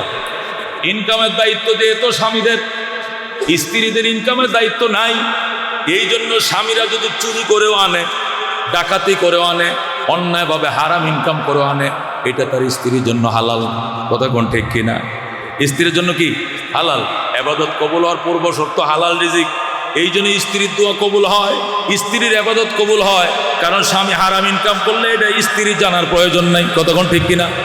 ইনকাম করার দায়িত্ব তার না, এই জন্য সে যদি খায় তারপরে তার ইবাদত কবুল হবে, সে যে দোয়া করবে দোয়া কবুল হবে, সংসার সুখের হবে, সন্তান নেককার হবে।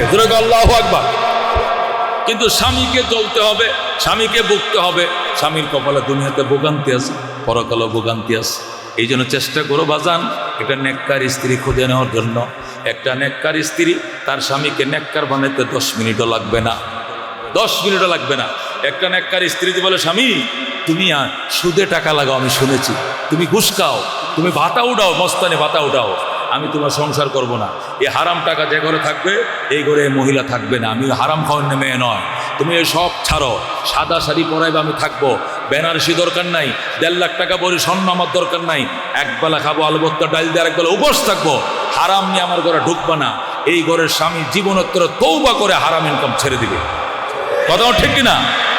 যদি বলে আমি বাবার ঘরে থাকতে নামাজ দেখছি, রোজা দেখছি, তসবি দেখছি, জায় নামাজ দেখছি, টুফি দেখছি, মেসওয়াক দেখছি, সুরমা দেখছি, আতর দেখছি, তোমার ঘরে এগুলো নাই। তোমার ঘরে রিমোট কন্ট্রোল, তোমার ঘরে রঙিন টেলিভিশন, তোমার ঘরে হলো সিনেমার বায়োস্কোপ, এগুলো দেখে আমার অভ্যাস নেই। এগুলো থাকবে, আমি থাকবো না, আমি থাকবে, ওইগুলো থাকবে না। তুমি সিদ্ধান্ত নাও, আগের বালা পরের কেসাল দরকার নাই। এখনো সন্তানাদি হয় নাই, রাখবা কিনা বলো, রাখলে এগুলো বের করতে হবে। স্বামী দেখবেন পায়ে পরে বলবে তোমার পায়ে ধরি, তুমি মাফ করে দাও, এগুলো এখনই ভেঙ্গে দিব, কিন্তু তোমার ছাড়া আমি বাঁচবো না। কথা ঠিক কিনা? একটা নেককার মেয়ে ঘরে রাইখা যদি ফানের দোকান লয়ে বসো, সংসারে 5 জন খাওয়ান না, 7 জন খাওয়ান না, ইনকাম শুধু একটা পানের দোকান, পান সিগারেট বিক্রি করে স্বামী 3 রাস্তার মোড়ে। স্ত্রী যখন তো ফজরের নামাজটা পড়ে যায় নামাজে বসে থাকবে, আর স্বামীকে নামাজটা পড়ে বলবে যাও দোকান নিয়ে যাও। স্ত্রী নামাজে পরে যায় নামাজে বসে দোয়া করবে, আল্লাহ আমাদের ফ্যামিলির সদস্য খাওয়ান না, আমরা 5 জন, ইনকাম করে আমার স্বামী একা মাত্র, তাও মাত্র সামান্য একটা পান সিগারেটের দোকান, আল্লাহ তুমি ইনকাম বাড়ায় দিও, হালাল রিজিক বাড়ায় দিও। ও বন্ধু, এই মেয়েটা দোয়া করার কারণে 5টা পানের দোকানে যা বিক্রি হবে, একটা দোকানে এত কাস্টমার আসবে। কেন? তার রিজিক হালাল, তার দোয়া কবুল। আল্লাহু আকবার। 5টা দোকানদার এত বেচা কেনা করতে পারবে না, ওই নামাজি লোকটা তার দোকানে যে বেচা কেনা। নামাজি মানুষ যদি বলে নামাজের জন্য 15 মিনিট বিরতি, অন্য দোকানদার কয় এই 15 মিনিট আমরা কিচ্ছে বেচমু, হ্যাঁ দোয়ান বান্দা, তুমি গুড়ার ডিম বেচবা। যে মানুষ দেখছে নামাজের জন্য বিরতি 15 মিনিট, প্রত্যেকটা মানুষ বলবে যে লোকটা দুনিয়ার লোক ছেড়ে নামাজ পড়তে পারছে, আল্লাহকে ফাঁকি দেয় নাই, এই লোক আমাদেরকেও ফাঁকি দিবে না, ওজনে কম দিবে না, মিথ্যা লিখবে না, বেশি করে লিখবে না, এর দোকান ছাড়া অন্য কোনো দোকানে কেনাকাটা করবো না। 15 মিনিট না 1 ঘন্টা পরে দোকান কিনলে এই দোকান থেকে কিনবে। এই চাউল 5 কেজির মাথা 5 কেজি দিবে, 1 গ্রামও কম দিবে না। এই খাতায় যখন লিখবে আমার নামে 260, এই 260 265 হবে না। যদি 265 লিখতো তাহলে এই সাইনবোর্ড দিয়ে মসজিদে যেত। সে 15 মিনিট আধা ঘন্টা পেশা কিনে বাদ দিয়ে যে মসজিদে যেতে পারছে, এই 60 লাথি দিয়া এই লোক জীবনে কোনো কাস্টমারের খাতায় 2 টাকা বেশিও লাগবে না, ওজনে কমও দিবে না, 2 নম্বর জনে বিক্রি করবে না। কতক্ষণ ঠিক কিনা? এই জন্য রসুল বলেন, ক্বালা রাসূলুল্লাহ সাল্লাল্লাহু আলাইহি ওয়াসাল্লাম মান আকালা তয়্যিবান। রসুল বলেন 3টা কাজ করবা। 1 নম্বর, মান আকালা তয়্যিবান, যে ব্যক্তি হালাল খাবার খাবে, ও আমিলা বিসুন্নাতিন, এবং সুন্নত মোতাবেক জীবন যাপন করবে, ও আমিনান নাসু বাওয়াইকাহু, এবং তার অত্যাচার থেকে মানুষ নিরাপদ থাকবে। তার অত্যাচার থেকে মানুষ কি থাকবে? নিরাপদ থাকবে। দাখালাল জান্নাহ, আমি রসুল কথা দিলাম ওই লোকটা নিশ্চিত জান্নাতে প্রবেশ করবে। কটা কাজ?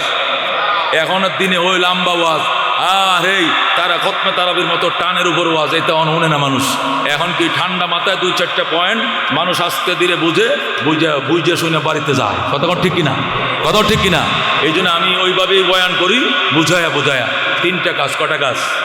হাদিস শরীফ, রসুল বলেন মান আকালা তয়্যিবান, যে ব্যক্তি হালাল জিনিস খাবে, কি খাবে? হালাল খাবার খাবে, হালাল আহার গ্রহণ করবে। এর 2 নম্বর কি?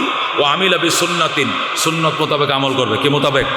সুন্নত থাকতে হবে, আমার শরীরে সুন্নত থাকতে হবে, আমার নামাজের সুন্নতগুলো থাকতে হবে, উঠা বসার সুন্নতগুলো থাকতে হবে, ঘুমানোর সুন্নত, ঘুম থেকে ওঠার সুন্নত, খাওয়ার সুন্নত, খাওয়ার থেকে ওঠার সুন্নত, দাড়ি সুন্নত, পাগড়ি সুন্নত, মেসওয়াক, ঢিলা কুলুপ, যত সুন্নাগুলো আছে প্রত্যেকটা সুন্নাহ আমার দেহের ভিতরে থাকতে হবে। কথা ঠিক না বেঠিক? পূর্ণাঙ্গ সুন্নতের ঘাটতি যদি থাকে তো দ্বীনেরও ঘাটতি হয়ে যাবে। সুন্নত যদি পূর্ণাঙ্গ হয় দ্বীনও পূর্ণাঙ্গ হবে। যার ভিতরে সুন্নাহ নাই তার ভিতরে দ্বীনের পরিপূর্ণতা নাই নাই নাই। কথা ঠিক না? এই জন্য রাসূল বলছেন ও আমিলা বিসুন্নাহ। 1 নম্বর যে ব্যক্তি হালাল খাবার খাবে, 2 নম্বর সুন্নত মোতাবেক আমল করবে, 3 নম্বর ও আমিনান নাসু বাওয়াইকাহু, তার অত্যাচার থেকে মানুষ নিরাপদ থাকবে। সে এমন জঘন্য হবে না যে তার অত্যাচারে মানুষ মসজিদে মোমবাতি দেয়। আল্লাহ, ই যদি শুনতাম সাক্ষাৎ তলে ভরে মরছে, তাহলে আল্লাহ তোমার ঘরে 3টা মোমবাতি দিতাম। আছে কিনা এরকম? এরকম দরজাল আছে কিনা? এরকম দরজাল সমাজে কিছু দরজাল ভাষা করে, দাজ্জাল রে গ্রাম্য ভাষা কয় দরজাল। আসলে দরজাল না, শব্দটা কি? দাজ্জাল। এদের গ্রাম্য ভাষা কয় কি? দরজাল। আছে কিনা দরজাল? 2টা অস্তান নস্তান সমাজে বাস করে, এদের ভয়ে বাঘে মহিষে পানি খায়। কথা ঠিক কিনা? আল্লাহ যেন এর সামনে না পড়ে। সামনে বলে আসসালামু আলাইকুম নেতা, কেমন আছেন? এটা কিন্তু বলে সালামটা দিচ্ছে, সালামও দিচ্ছে, আতো তুলছে। কিন্তু নেতা চলে যাওয়ার পরে তুই যদি শুনতাম তুই চৌরাস্তা সাক্ষাৎ তলে বসছস, তো 2 রাত নফল নামাজ পড়লাম। বলে কিনা? বলে কিনা? কারণ এর অত্যাচারে মানুষ শান্তিতে নাই। কথা ঠিক কিনা? রাসূল বলেন, বুখারী শরীফের হাদিস শুনেন, ক্বালা রাসূলুল্লাহি সাল্লাল্লাহু আলাইহি ওয়াসাল্লাম লা ইয়াদখুলুল জান্নাতা মান লা ইউমিনু জারহু বাওয়াইকাহু। রাসূল বলেন, ওই ব্যক্তি জান্নাতে ঢুকবে না যার অত্যাচার থেকে মানুষ নিরাপদ নয়। যার অত্যাচার থেকে মানুষ কিনা নিরাপদ না, ওই লোক জান্নাতে যাবেন না। সমস্ত এলাকাবাসী ওর বিরুদ্ধে আল্লাহর কাছে অভিযোগ, আল্লাহ আল্লাহ এরে কি জান্নাতে দেন? এই এলাকাবাসীর জিজ্ঞেস করছেন আপনি? আল্লাহ বল কি? ই তো করে 1 নম্বর খারাপ বানানোর মানে 100 জনের মধ্যে 100 জনে বলবে খারাপ। আল্লাহ কয় মান হুয়া ইনদান নাসি খায়র ফাহুয়া ইনদাল্লাহি খায়র। যে আল্লাহর মানুষের কাছে বালা সে আমার কাছেও বালা, যে মানুষের কাছে খারাপ সে আমার কাছেও খারাপ। জাহান্নামে যা, জাহান্নাম দিবে। এই জন্য আল্লাহ নবী সাল্লাল্লাহু আলাইহি ওয়াসাল্লাম বলেন, যতবার জিব্রাইল আমার কাছে আসছে এতবারে শুধু বলছে আলাইকা বিল জার, আলাইকা বিল জার। নবী গো, প্রতিবেশীর ব্যাপারে খুব খেয়াল রাখেন, প্রতিবেশীর ব্যাপারে খুব খেয়াল রাখেন। নবী বলেন, আল্লাহ নবী বলেন, প্রতিবেশীর ব্যাপারে এত তাকিদ দিত জিব্রাইল, আমি ভয়ে ছিলাম কোন দিন যেন জিব্রাইল আইসা কয় প্রতিবেশীর ওয়ারিস দেওয়া নবী। বাপের সম্পদের ওয়ারিস যেরকম বায়ানে ভাই, প্রতিবেশীরও দেওয়া লাগে। এই আইন কবে নাজিল হয়ে যায়? আমি ভয়ে আসছিলাম, এত ভয় আমার দেখাইতো প্রতিবেশীদের ব্যাপারে। অত সতর্ক। আলাইকুম বিল জার, আলাইকা বিল জার। প্রতিবেশীদের ব্যাপারে খবরদার, সতর্ক থাকবা। তোমার প্রতি প্রতিবেশীদের রিপোর্ট যেন নেগেটিভ না হয়, পজিটিভ রিপোর্ট যেন তোমার প্রতি সবসময় প্রতিবেশীদের হয়। মাহাতিরিন, এই জন্য আপনাদের কাছে যে আমি আলোচনা আজকে রাখছি সেটা হলো কি? হালাল রিজিক। কি রিজিক? খাবেন হালাল রিজিক ইনশাআল্লাহ। জীবন চলে যাবে, হারামে হাত দেব না। এই মুসলমান, হালালে বেজাল নাই বলে হালালে, হারামে আরাম নাই বলেন হারামে, হালালে বেজাল নাই, হারামে আরাম নাই। হাত নামান। যে হারাম কামাই করে 10 লাখ টাকা কামাইছে না, হঠাৎ করে বাম পাশের এদিক দিয়ে ব্যথা উঠছে, টঙ্গি কয় না, রেফার টু মিরপুর কি হার্ট ফাউন্ডেশন গেছে, heart foundation refer to Madras গেছে, রেফার টু এলিজাবেথ সিঙ্গাপুর পাঠাইছে। এলিবাজার চিকিৎসা করে সে কয় যে 6টা ব্লক রেফার টু কবর। এটা রিংও টকতো না, এটারও হার্ট সার্জারি সম্ভব না, রেফার টু কই কবর। 10 লাখ কামাই তোমার হয়েছে কি হয়েছে? এই জন্য এই হারাম কামাই করিও না। আল্লাহ অল্প স্বল্প প্যারাসিটামল খাওয়া লাগতেও পারে, না লাগলে নাও লাগতে পারে। আল্লাহ সুস্থ রেখে দুনিয়াতে বিদায়। কতক্ষণ ঠিক কিনা?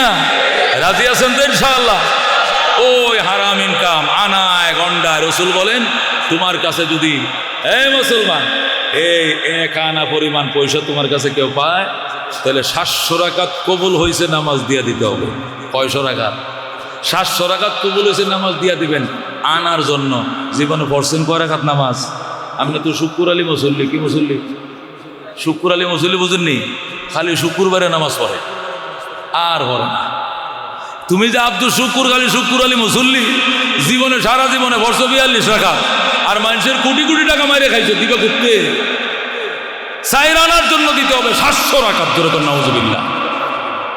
খবরদার খবরদার, খবরদার এই কাজগুলো কখন করবেন না।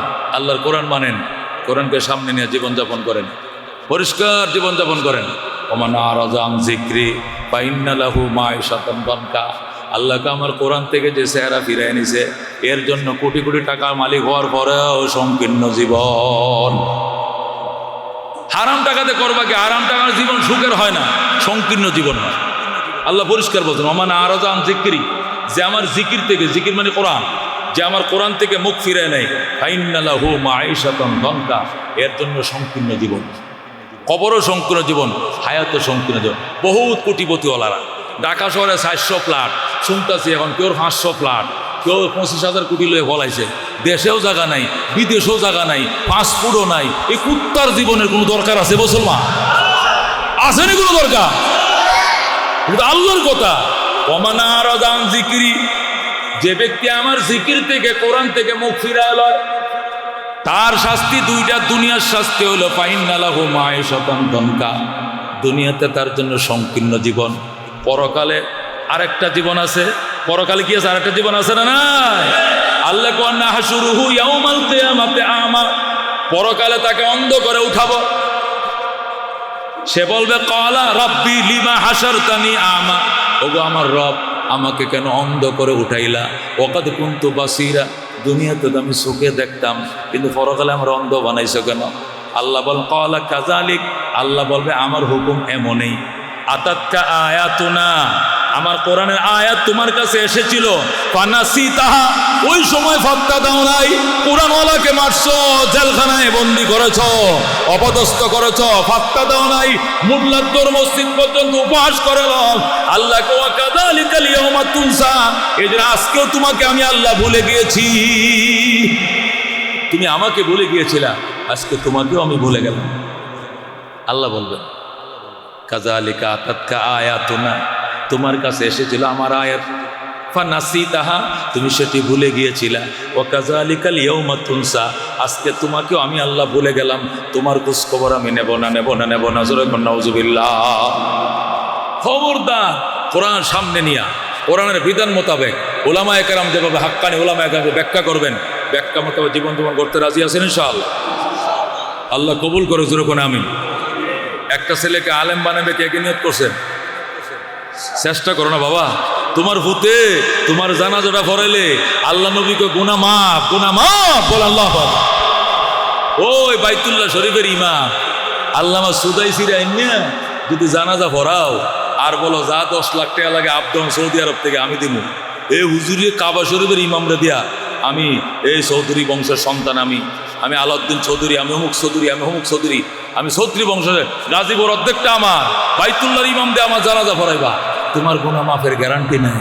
কিন্তু তোমার সন্তান যদি বলে কাতার সোজা করেন, এটা আমার বাবার লাশ, এখন জানাজা আরম্ভ হচ্ছে, আল্লাহুম্মা গফিরলি হাইয়িনা ওয়া মাইয়িতিনা ওয়া শাহিদিনা, আল্লাহ বলবে আর বলিও না, তোমার বাবার লাশ মাটির উপরে থাকতে মাফ করে দিলাম।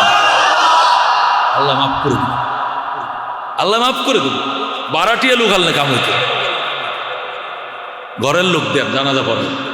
এই জন্য চেষ্টা করেন না একটা ছেলেকে আলেম বানানো যায় কিনা, হাফেজ বানানো যায় কিনা।